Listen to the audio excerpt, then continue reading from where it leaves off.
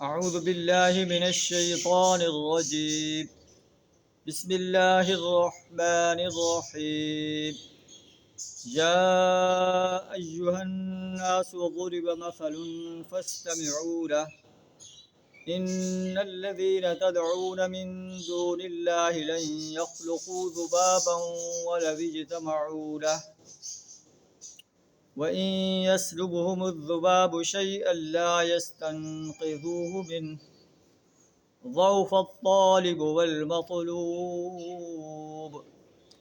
مَا قَدَرُوا اللَّهَ حَقَّ قَدْرِهِ إِنَّ اللَّهَ لَقَوِيٌّ عَزِيزٌ صدق اللہ العظیم۔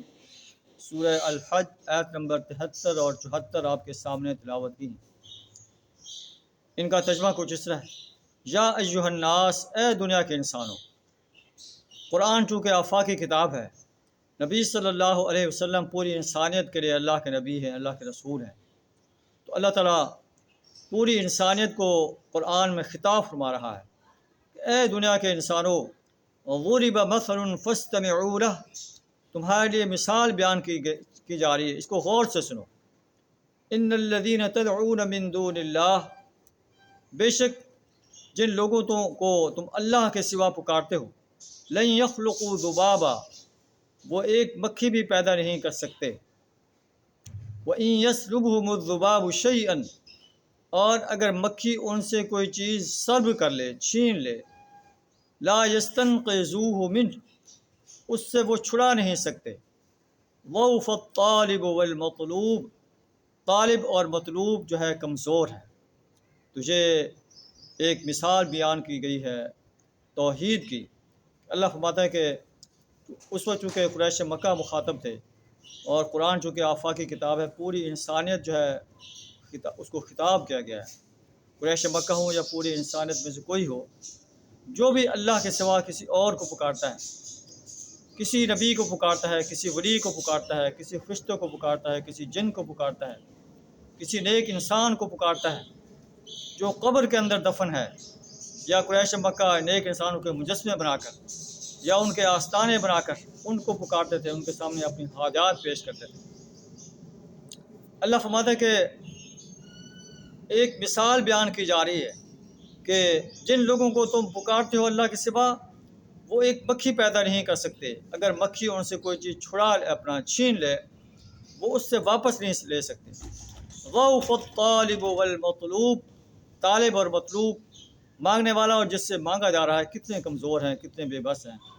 تو تم کیوں ان بے بس ہستیوں کے سامنے اپنے ہاتھ پھیلاتے ہو، سجدہ ریز ہوتے ہو، کیوں ان کی پرستش کرتے ہو، کیوں ان کی بندگی اور غلامی اختیار کرتے ہو، کیوں ان کی اطاعت کرتے ہو؟ ما قدر اللہ حق قدری، لوگوں نے اللہ کی قدر نہیں کی جیسا کہ اس کی قدر کرنے کا حق تھا۔ ان اللہ لقوی عزیز، بے شک اللہ طاقتور ذات ہے، بڑی زبردست ذات ہے۔ اللہ یصطفی من الملائکۃ رسلا ومن الناس، اللہ نے فرشتوں میں سے اپنے پیغام رساں جو ہے منتخب کیے ہیں، انسانوں میں سے اپنے پیغام رساں منتخب کیے ہیں۔ ان کا کام اللہ کے پیغام کو جو ہے انسانیت تک پہنچانا ہے۔ فرشتے جو ہے جبریل علیہ السلام اللہ کے رسول صلی اللہ علیہ وسلم تک پیغام پہنچاتے ہیں۔ اللہ کے رسول صلی اللہ علیہ وسلم اپنی امت کو اللہ کی وحدانیت کا پیغام پہنچا رہے ہیں۔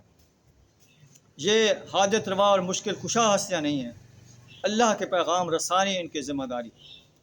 ان اللہ سمیع بصیر، بے شک اللہ سننے والا اور دیکھنے والا ہے۔